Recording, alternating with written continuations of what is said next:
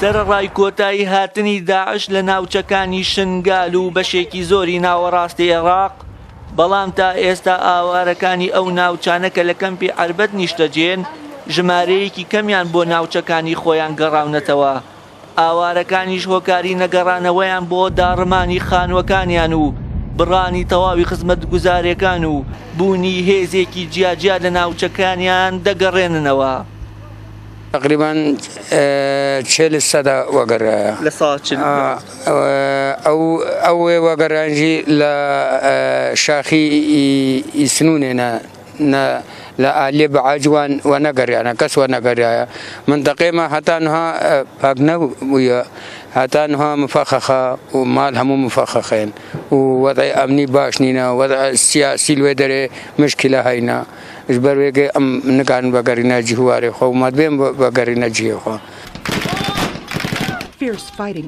دوای ئازادکردنەوەی شنگال، ژمارەیەک خێزانی ئێزیدی یەکێک لەوانە شێخی دیاری ئێزیدیەکان کە لە کەمپی ئاشتی نیشتەجێ بوو لە ئێستادا گەڕاونەتەوە بۆ شنگال، بەڵام بوونی چەند هێزێکی جیاواز لە پارتی و یەکێتی و پەکەکە کێشەی قوربانی یەکەم لەم دۆخە ئێزیدیەکانن.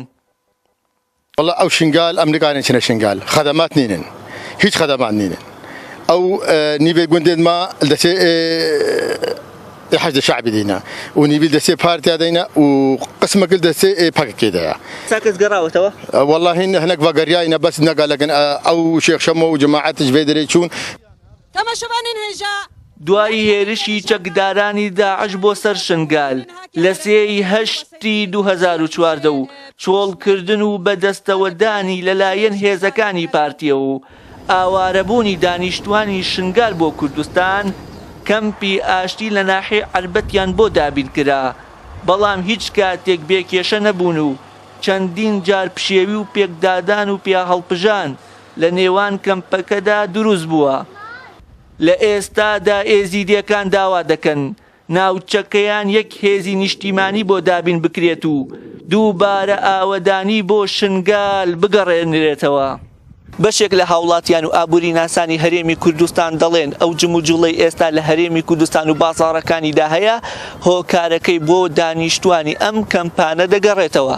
لە ئەگەری گەڕانەوەیان ئەوە کێشەیەکی دیکە بۆ بازاڕەکان و فرۆشیارانی هەرێمی کوردستان دروست دەبێت و ئەمەش سەرسومانی لای هاوڵاتیان دروست کردووە چۆن دەبێت دانیشتوانی هەرێمەکە وەزعیان لە ئارەکان خراپتر بێت. وشیار محەممەد کەناڵی ئاسمانی پەیام، ناحێ عەربەت.